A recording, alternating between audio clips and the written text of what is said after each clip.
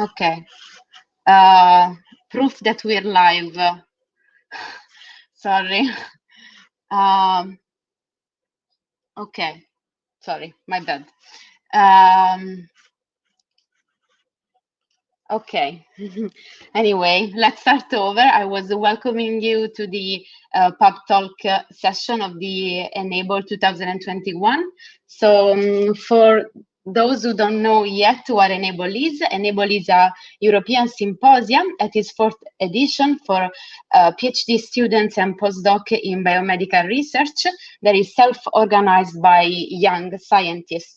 So in a non-pandemic world, this would be the end of the first day of the conference, and we will be maybe moving together to a crowded Madama hostel that is virtually hosting this Pubtalk session, in which I would like to thank to grab together a cold, nice beer and listen to outstanding pub talks. So unfortunately, this is indeed a pandemic world, so we had to rearrange everything online, but we are still virtually hosted by Madama, and we still have outstanding talks. So grab your drink and enjoy this event. So usually pub talks are aimed at bringing science outside of the labs to foster discussion with people joining the conversation. So don't be shy and type your questions either on the YouTube live chat or for the conference participant on the public chat on the platform. So I have a super computer called Julia here with me that will help me, and also Simone. We are all PhD students of the European Institute of the European School of Molecular Medicine, and my name is Bianca, and I'm gonna moderate this session. I remind you also that we have other two contemporary events. You can find the links in the description box on YouTube if you wanna look what's happening there too. But I think that without further chatting, let's introduce our first speaker, Valentin Flury. That is a postdoc at the Center for Protein Research at the University of Copenhagen. And today he will talk with us about epigenetic memory. So Valentin, the stage is yours. Thank you very much, Bianca. Happy to talk a little bit about memories. I think in those times, memories are always worth a lot. I talk about epigenetic memories, or how cells remember you and me. Now, yeah, as I said, memories are a great thing, and I really vividly remember the good old times pre-COVID when I was part of the SOC 2019 in Nijmegen. And I'm very grateful to a great event. I think everyone knew its job, and we were very well connected. And this was particularly helpful in case I sometimes forgot what my function was, or what my identity was. Now, similarly to a complex organization such as the Enable, also cells, multicellular organisms such as us, have to. Each cell in our body has to remember its job. And this is important. So whenever you see here, for example, the stem cell, it's important that this stem cell stays a stem cell. In a bad way, if cells forget what their job or function is, if they lose their identity, really detrimental diseases can arise, such as, for example, cancer, where cells forget their identity and they start to proliferate much more than what actually their function was. Vice versa, it could also be that the cell forgets completely its function and gets killed. Now, when we look at the many different cell types of our body, it's quite astonishing. So we can form blood cells, neurons, and muscle cells, just to start. Whereas all of these cell types have different identities, they have the same DNA sequence. So how can they be discriminated? How do they evolve so differently? Now, one reason behind that is that the DNA is not just a naked molecule in our cells. it's actually wrapped around these blue balls, these histones, which basically determine whether a region is accessible, we call that euchromatin, or whether a region is silent. And these really open and closed regions form large patches in our nucleus, which can be even visualized with electron microscopy. And you can think of that in the nucleus, you have on and off regions in green and red.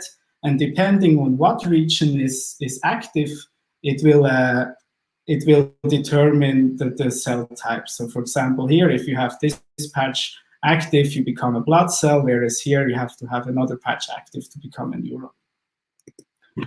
Now, when we zoom in on the histones, they're just not these blue packaging units, but they actually carry a lot of different marks, and they can be of different function.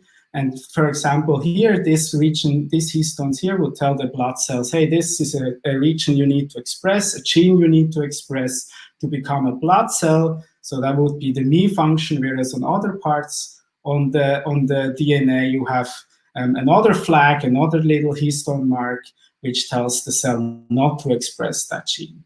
And for chromatin aficionados, I'm talking here about two chemical modifications, which are quite different in their characteristics.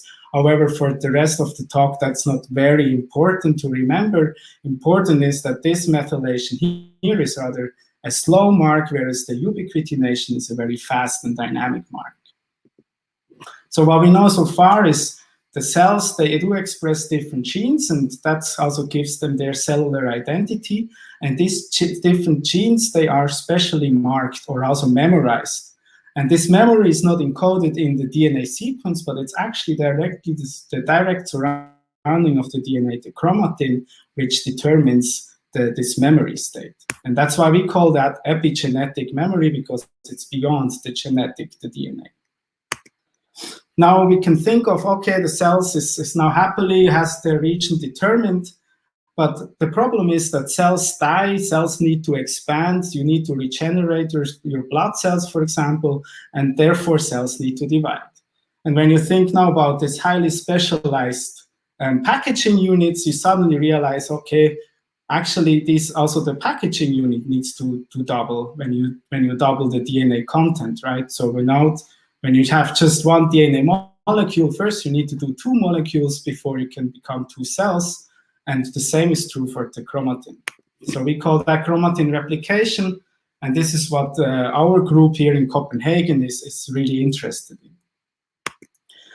Now, when chromatin or the DNA doubles, we have here in gray the old DNA, which gets then doubled in a process called DNA replication. So here in red, you see the new DNA synthesized, which is exactly complementary to the old sequence, and therefore ensures that the DNA sequence in the two daughter cells is identical.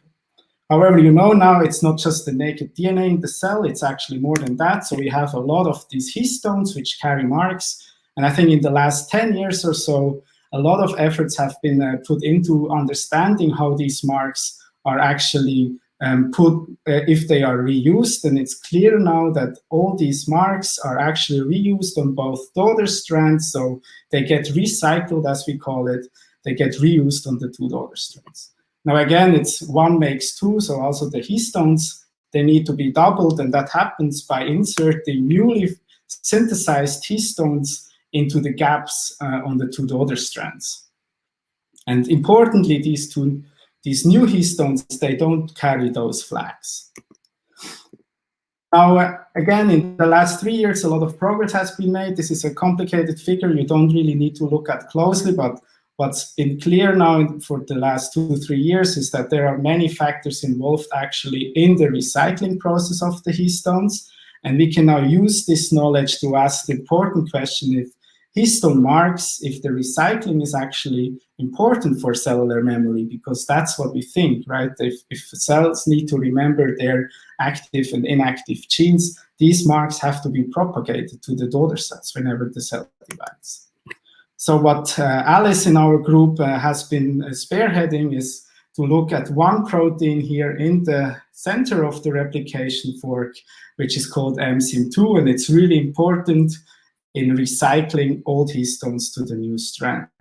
And with CRISPR-Cas9 genome editing, she managed to make some cell lines which cannot recycle these histones anymore. And we were now asking what actually happens in those cells. And Natalia, a former postdoc, she was leading an effort to actually characterize an approach where we can quantify how much old or new histones are actually on those two strands and on which strand. And in a normal cell, we have a 1-to-1 ratio, which would be a flat line here, where old histones get redeposited on in an equal manner to both the door strands. And this is what we actually see when we look at one of those old flags to ensure that we look at old histones. We see that the line is super flat, meaning that both daughter strands gain these old histones. What happens in an MSIM2 mutant? Now suddenly we have this big spike where actually the old histones are much more on only one daughter strand. This is the leading strand, which is also not important for non-aficionados.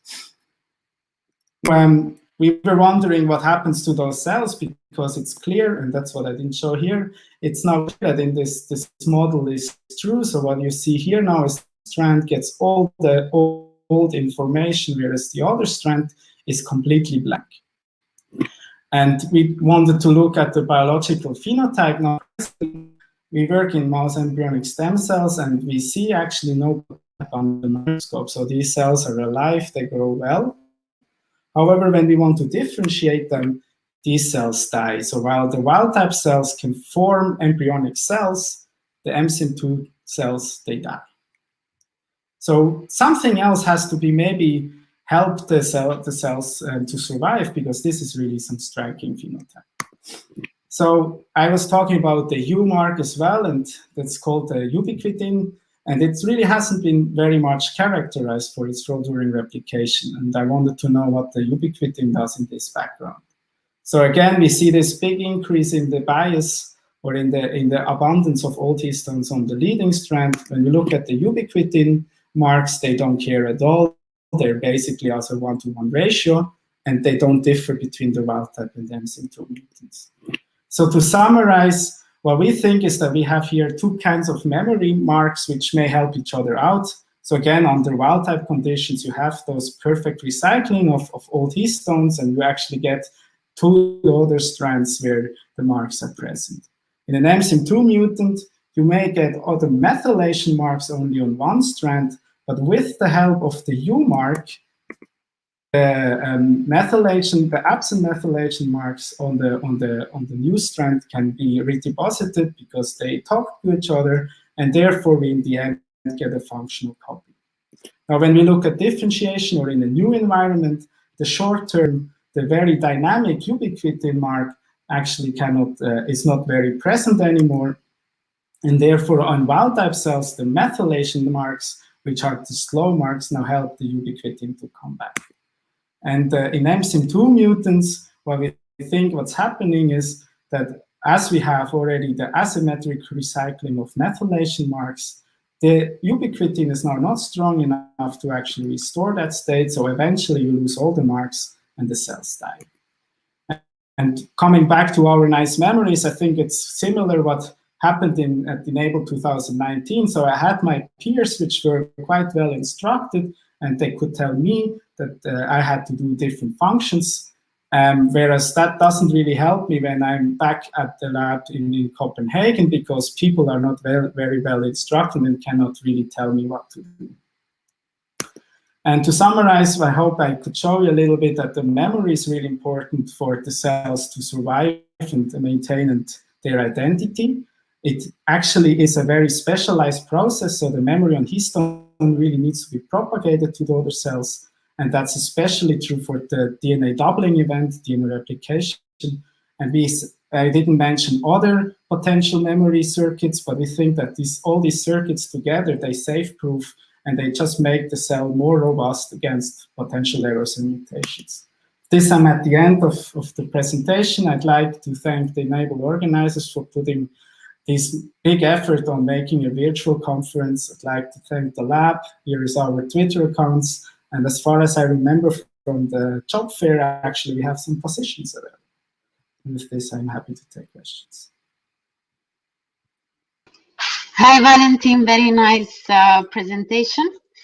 Okay, so I'll start off with a question just to break the ice. So I wanted to ask you if other kind of modifications such as acetylations have memory or not. Yeah, it's a good question. So we have, of course, many other modifications on histones, but also, for example, on the DNA itself. Of course, I think in histones we have also other marks which are even more dynamic. Maybe they're too dynamic to have actually really a memory function, but it's too early to really say what these marks, what their function is actually. Okay, thank you. I was also wondering about the MCM2 gene. That is not essential when you deplete it on cells. Oh, I wasn't maybe not clear enough, but we mutated 2 specific amino acids in the gene. So the entire function of the MCM2 is almost unperturbed. It's also important for unwinding the DNA so it can get synthesized or doubled. But this function is not perturbed. So it's only the small histones, histone binding property that we removed. And cells survived. That was quite astonishing. Okay. Thank you. I was also wondering that maybe it could be interesting to explain a little bit how you look at modifications experimentally. How is this possible? So, I mean, if you want the full details of the method, just for the audience, you know. So what you basically do is you generate a small protein that recognizes specific histone marks. We call that the antibodies. I think now with the vaccination, everyone knows a little bit more about antibodies. So they specifically recognize not the spike protein, but in our case, the methylation mark on histone H4. Yeah. Okay, thank you.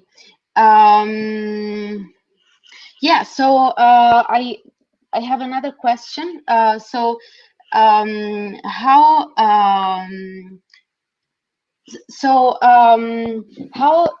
the epigenetic memory can be related to aging?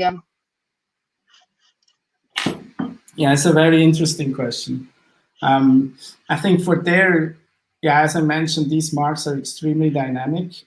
So the long-term effect is not very clear. I know, for example, the DNA methylation, which of course cannot be asymmetric because it has to go to both strands, but DNA methylation plays a role in the aging. So it's we also suspect, our group is working on the DNA damage as well, DNA repair.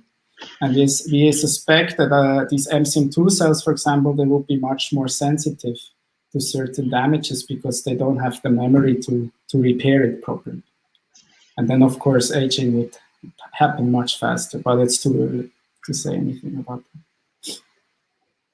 Okay, thank you. So I see a question on YouTube. So about the memory, does it always need to be propagated, or there are times when cells want to forget, meaning erasing some of these codes? It could be. So obviously, we never really looked into that. What's interesting is, so we mutated those 2 residues on MCM2, and these are residues which can also be chemically modified in vivo by certain agents. And it could be that, for example, I mean, they can be phosphorylated for the aficionados, and that can be theoretically that these cells, these events actually make the cell to recycle asymmetrically and then forget what they are. So that could theoretically be, but we didn't test it. Okay, that would be nice to investigate further. Okay, so let me check if we have other question? I think we don't. So I'll thank you, Valentin. And I think we can move to the next speaker. That is Konstantinos Geles. Sorry for possible mispronunciations, Konstantin. So Konstantin is a second PhD year student at the molecular oncology at the University of Magna, Grecia in Catanzaro, and is also a bioinformatician at Genomics for Life. So Konstantinos, the screen is yours. Thank you, Bianca. Hello and welcome. I'm going to talk a bit about bioinformatics. I'm Konstantinos Geles, as Bianca said, PhD student in the University of Catanzaro. I'm working as a bioinformatician in the University of Salerno in collaboration with Genomics for Life, a spin-off company of the University of Salerno. So, as you may have heard from scientists in the news about coronavirus, they were able to find from which animals it came from. They discussed that it started from a coronavirus in bats that jumped to another animal, the pangolin, probably creating a new mutated strain of the coronavirus that was able then to jump and spread to human as a new mutated coronavirus. Now you should ask me, why is this information useful?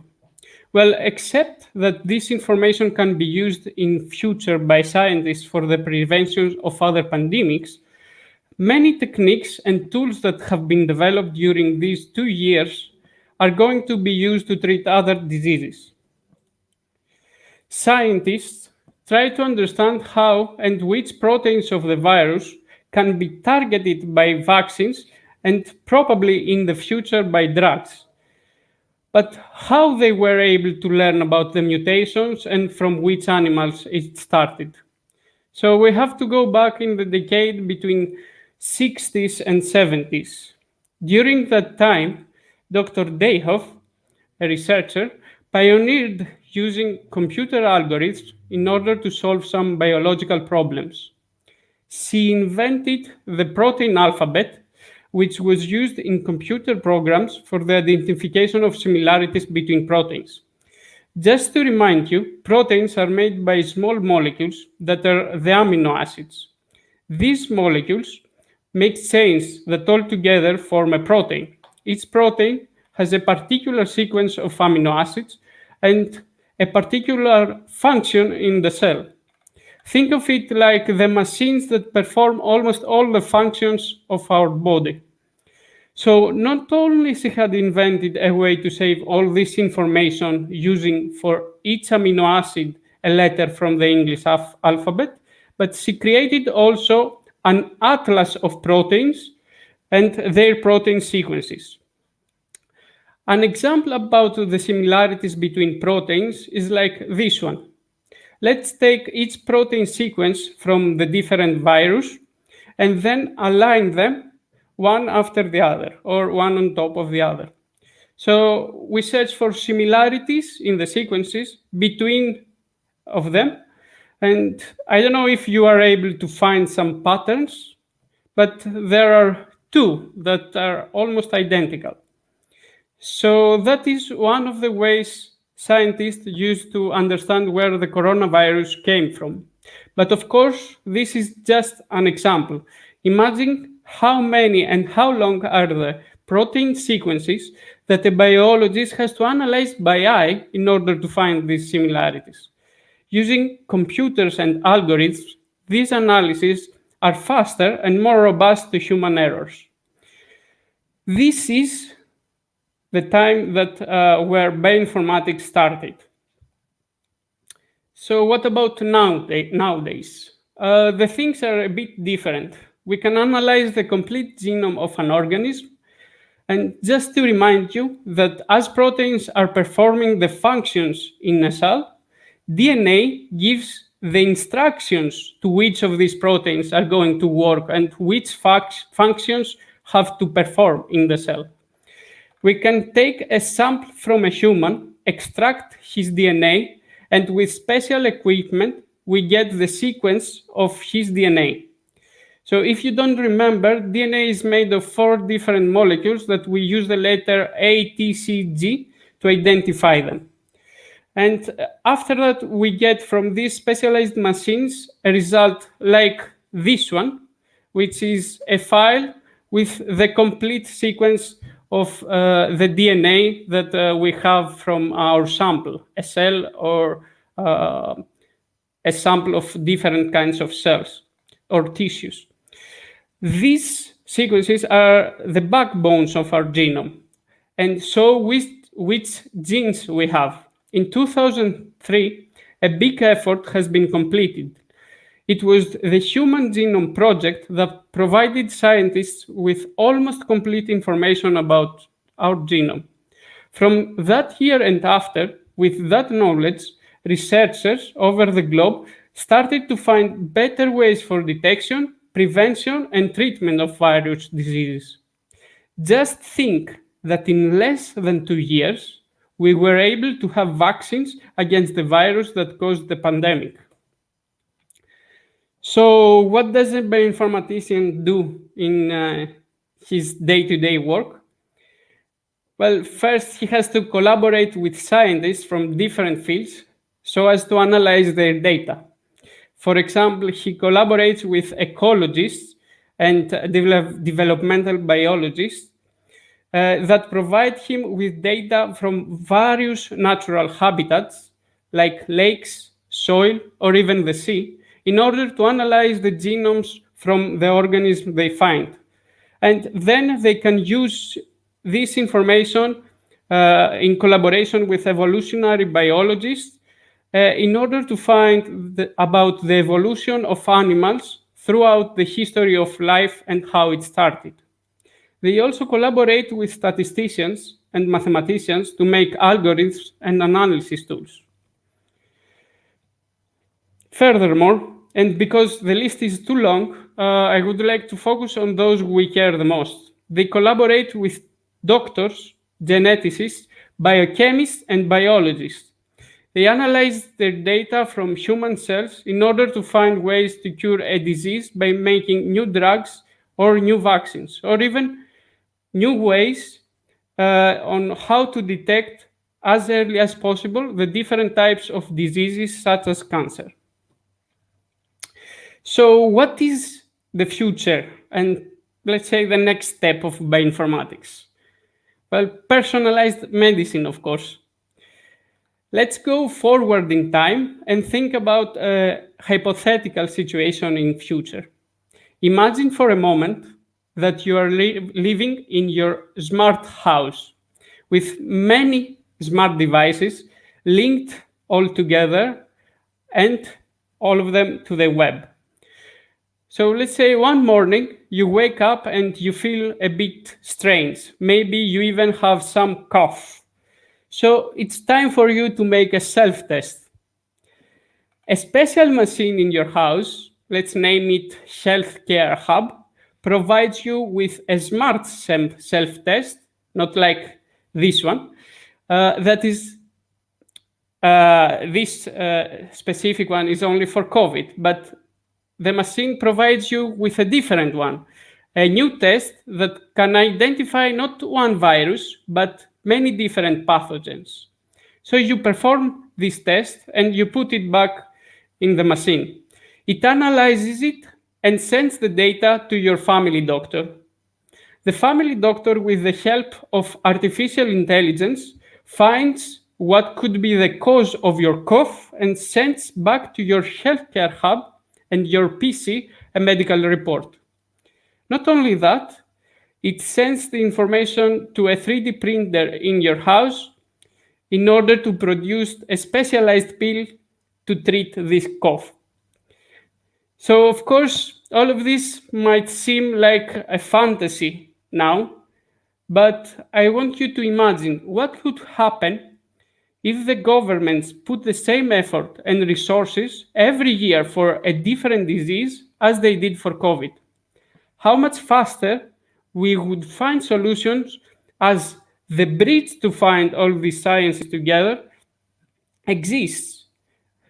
and we can create a better healthcare for everyone. So I would like to thank you and keep calm. Thank you for listening. Hi, Konstantinos. So I was thinking, how far do you think we are? I mean, living beside the government problem, do you think there are steps that needs to be done, that we are like technological steps that we are still missing, or do you think that we are almost close to a personalized medicine as you just showed? I think we are not very close to personalized medicine yet. Okay. And the main problem is the open data. Okay. Although there are many databases specifically to share data from different kinds of experiments that can be used globally by bioinformaticians and other researchers, of course. Still, I believe that maybe I should say, a global way to a global repository that all scientists have to put their data. So it's not only, it should be open to everyone. And of course, these problems come with the data that come from patients that have to be anonymized and have not to be used by any third parties that probably would like to use them for any marketing or other purposes. Okay, thank you. So you said that bioinformatics is a cross-disciplinary field, but can you tell us a little bit more about this? What are the other sub-disciplines of bioinformatics? Okay, well, there are a lot of different categories of bioinformaticians. And because there are so many fields that bioinformaticians collaborate, they have to choose some paths, let's say. I could say that some of them are working in the development part. So they focus more in order to create tools for other bioinformaticians to use them. So these bioinformaticians, the first category is more focused on the ways to create the tools, and they are collaborating with mathematicians, statisticians, and have also to be close to the biologists or to the doctor in order to know what the doctor or the biologist wants from their data. And other category of bioinformaticians is those that they use all these different kind of tools in order to integrate them together and give results to their collaborators. And the third one, I think, is just the people that are working behind very big research centers in order to create all these databases and give functionality to this data and provide them to the globe. Yes, so I see that there is a question on YouTube. Thank you for your talk. Do we know how similar we are and how different we are as humans based on DNA? Yes, of course, we know. These studies have been done a long time ago, and maybe you can find something like some posts that they say we have only some 0.2% or maybe more. Now I'm not saying precise numbers, of course, with the bananas, let's say. But people generally, they have so many little differences, but these differences are the most difficult part in order to give And this is the differences that personalized medicine tries to find, and in order to give to everyone something specific. Okay, thank you. I see that there is another question on YouTube. Okay, so the question says, the field of natural language processing has made incredible progress recently. Can we think as genome and proteins as sort of language that can the progress in NLP be transferred to bioinformatics? Great question. Natural language processing, sorry. Very cool question. Thank you, Michele.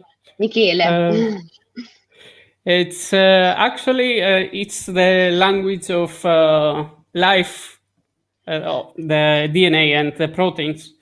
So of course, these machine learning actually techniques can be used in order to process data. Actually, there are a lot of informaticians, let's say, or I don't know, from other fields that were working before in natural language processing, and they found a way to create some tools in order to be used also in the analysis of genomic data, the analysis of DNA and proteins. And there's a lot of more things in this field. So probably, hopefully, more people will come to bioinformatics afterwards. Yeah, that's likely. Okay, so thank you so much, Konstantinos, for your talk. And I think we can move to the next and last speaker. There is Adrián Puerta Roca from the University of Laguna. That seems such a nice place to work. So he will talk with us about phenotypic drug discovery. So Adrián, the stage is yours.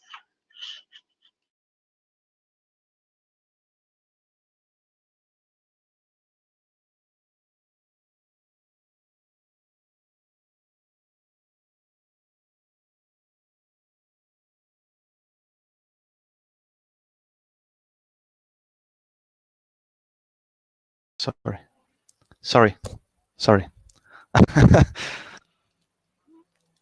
Now it's okay. I think. Sorry for the mistake. Yeah, sorry.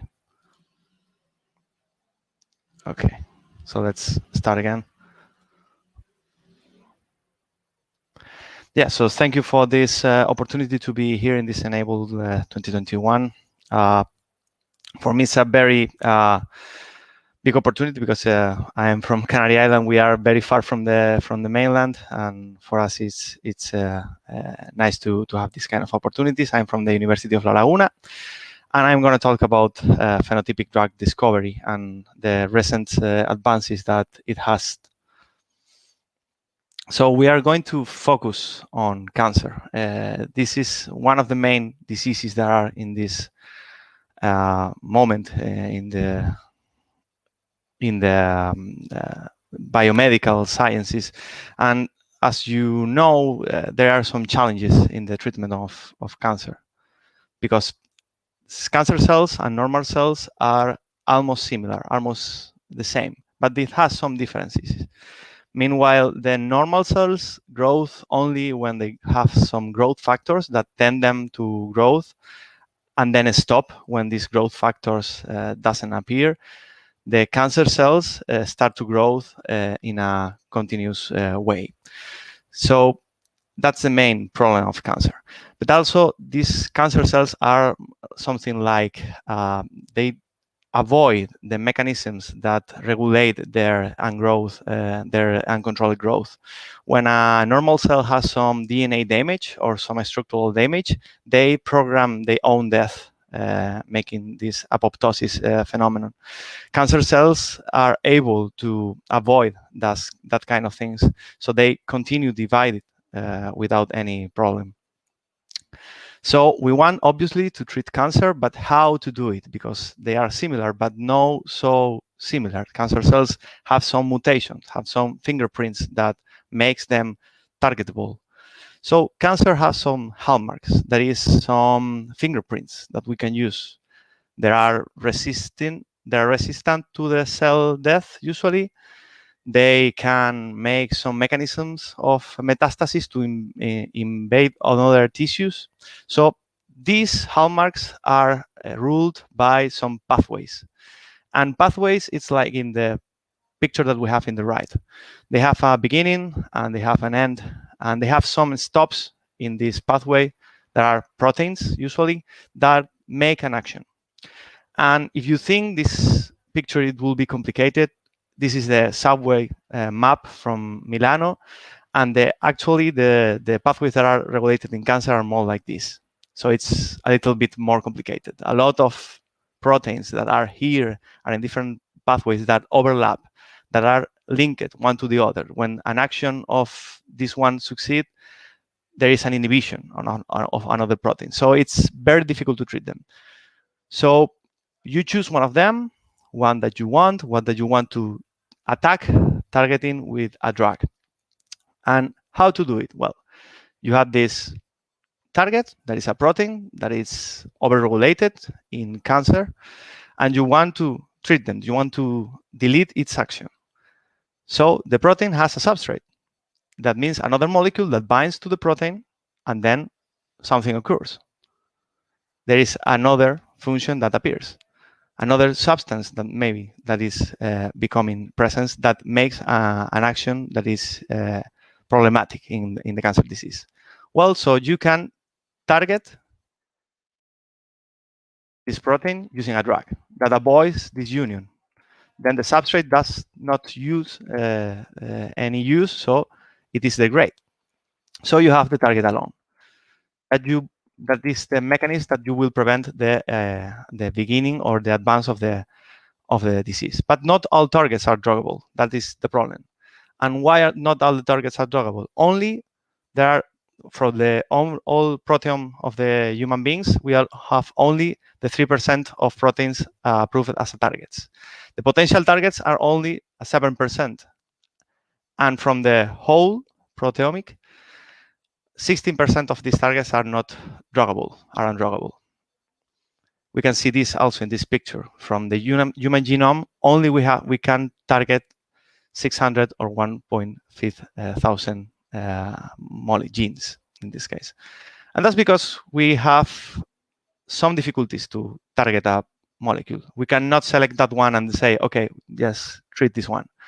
First of all, we need some specificity. That means that the protein has to be only or more expressed in the cancer cells, because if not, you're going to have secondary effects. And something that is also important is that it has to be essential to the growth. Maybe you can have a target, a protein in tumor cells that is very expressed and is specific, but if you delete it, if you remove it, or if you inhibit its action, nothing happens. So it has to be essential to the progression of the disease. This is an example of the case of not a specific target. We can see here how the target that we want, this molecule that is very fancy, it's almost in the same place and it's exactly same expressed in a healthy cell. So when you administer the drug, you cannot see any difference and you can have secondary effects. That's why some of the therapies that we have developed in cancer produce a lot of secondary effects. But the risk in the cases, it's worth. You can also have some permeability problems. Maybe you have the perfect molecule against the perfect target that is only expressed in cancer cells, but the molecule, your drug, does not enter into the cell. Or it could enter, but it could not get bind to the target that you want to attack. That could be not because of the functionality of your drug, but for the chemical and the physical properties that this compound has. Maybe it's not soluble, maybe cannot access through the membrane, maybe with the pH, the acid and the basicity from the cell environmental is get modified and then you cannot use it anymore. So you find that you experiment a bottleneck. That is that you can prepare a lot of compounds against one target, but then only one, if you are lucky, will be approved. Maybe two if you have enough luck. There are, in basic research, thousands of molecules that are prepared, but only one gets at the end. And there is a lot of money that is lost, a lot of time, almost 10 years. So this is something similar to the thing I have previously said. You can have 10,000 drug candidates from a target, but in the first steps, the physical properties and the chemical properties of your drug will make them fail. So even if you get to the last steps, you will not get too much molecules to be commercialized or validated. So we came here to serendipity and phenotypic drug discovery. That is the normal evolution of serendipity. Many of you may know the serendipity term, but when I was in my degree in pharmacy, I didn't know what was that. I only know that there was a movie that called Serendipity in English, a very cheesy and romantic movie with John Cusack, but it has something to do with science. And the best example with serendipity is Alexander Fleming. Many of you know his history. Fleming was working with bacteria and fungus. And his laboratory, when you can see in the picture, there is a lot of things over there, but it was much more a mess. It was a lot of things. He has always contaminations, cross-contaminations. So he was working with some bacteria from a source, and then this bacteria culture get contaminated with some fungus. And he realized that the fungus was killing the bacteria. He doesn't expect that. He doesn't plan anything. It was an event that was unplanned. So he discovered that this fungus produced penicillin, that is an antibiotic. That's serendipity. And that's the basics of phenotypic drug discovery. That is the difference.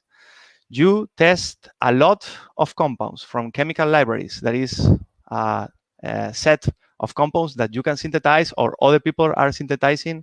And you test these compounds in your cells, in the cells that you are working with. And you only get you only select the active compounds that have some activity. You don't know what is the target or what is the mechanism of action of these compounds, but you get some response. So you, after that, can get another assays to check the selectivity, the potency, or maybe the mechanism of action. And at the end, you can get the target identification. But you are saving some time and some money because you are only taking the compounds that present some things. And this is only possible because of the cutting-edge technology and the advances that researchers and scientists have developed over the years. The bioinformatics, as we see before, and the creation of models allow us to assess a lot of compounds at the same time. It's not like in the past that we will need to use one compound one by one.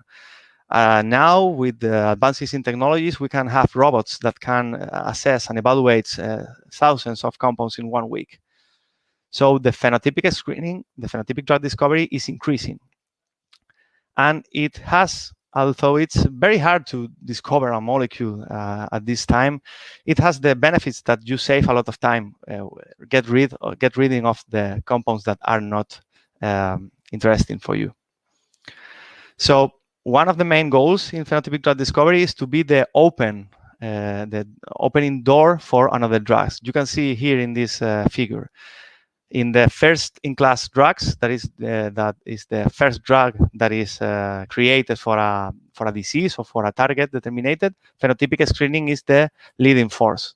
But when you see in the follower drugs, the target-based screening is the leading force. That's why phenotypic screening has opened the door to identifying the target, or identifying the molecular and the chemical necessities of these compounds to target this protein.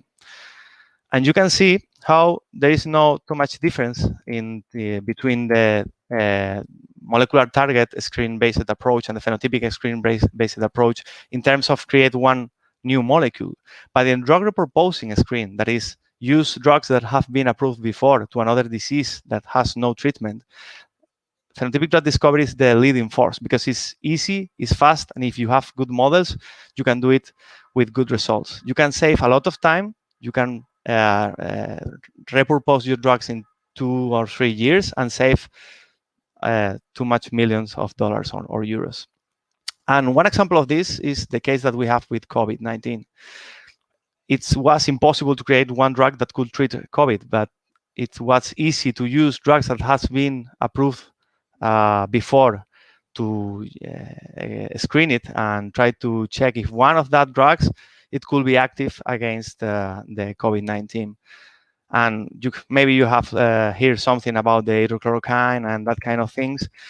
And this is one of the ways that can be used, but on other diseases, it has been some advantages.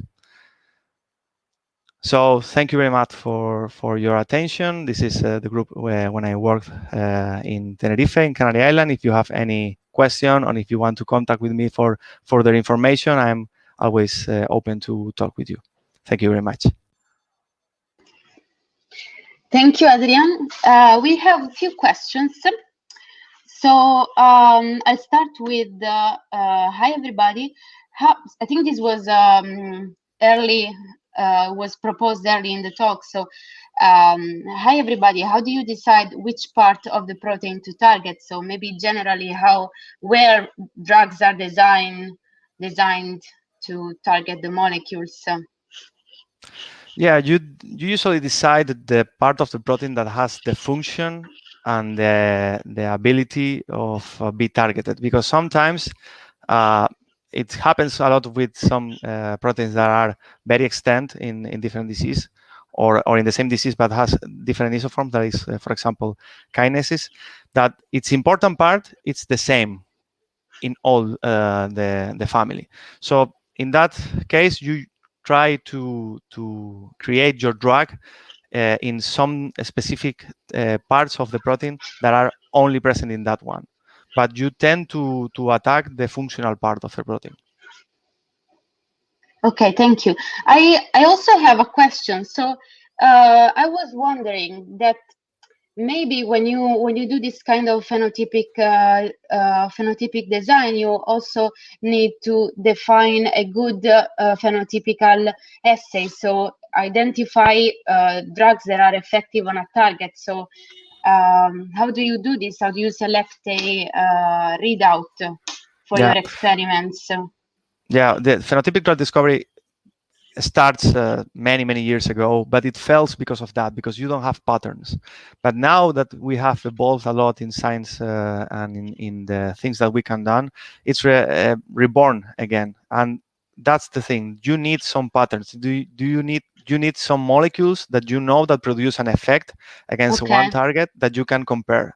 So you design some experiments and then you compare with the compounds that you know that produce the effect that you want to check in your compound. Okay, so you need to select some positive controls in your race. Okay. Yeah.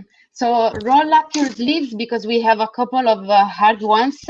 So on YouTube, Georgia is asking if, so her and her friends are asking if cancer is more genetic or due to environmental factors. So what do you think about this?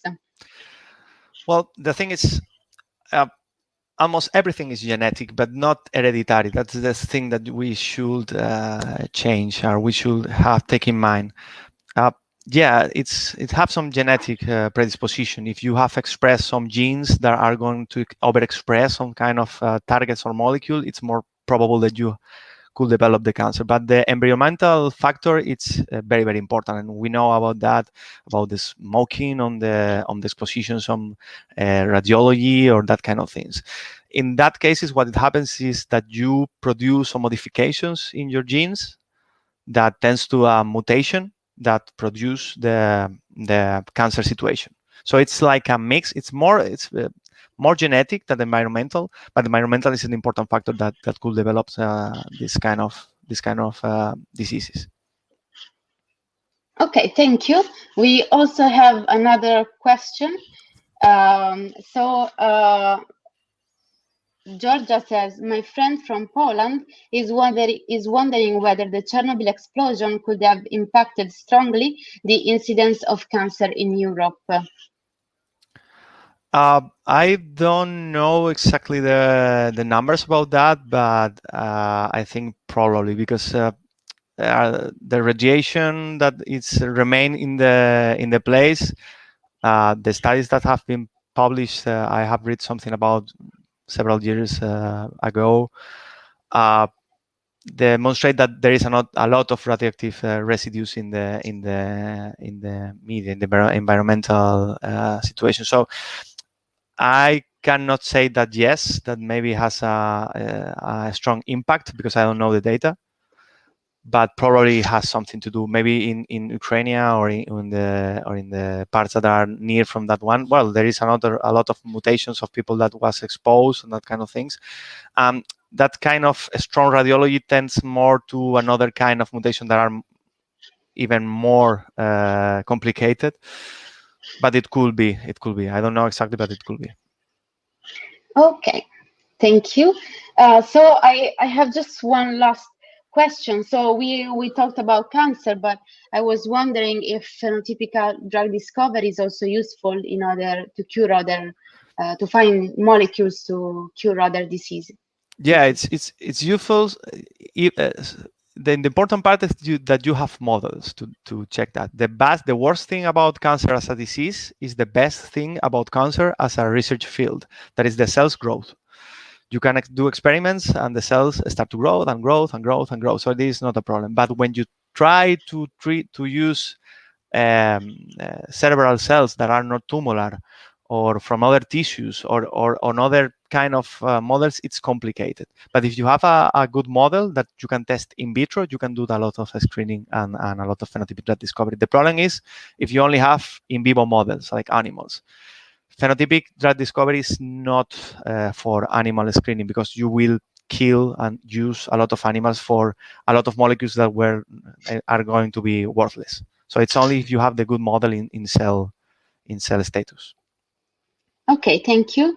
So I don't see more questions. So I think we can wrap it up. So thank you, Adrian, and thank you for all the people that joined today. So have a nice conference in the next days. I just want to remind you for the conference participants that for the people that gave the talk today that the prizes will be announced at the closing ceremony on Friday at 18:30. So thank you all and see you next time, I guess. Bye.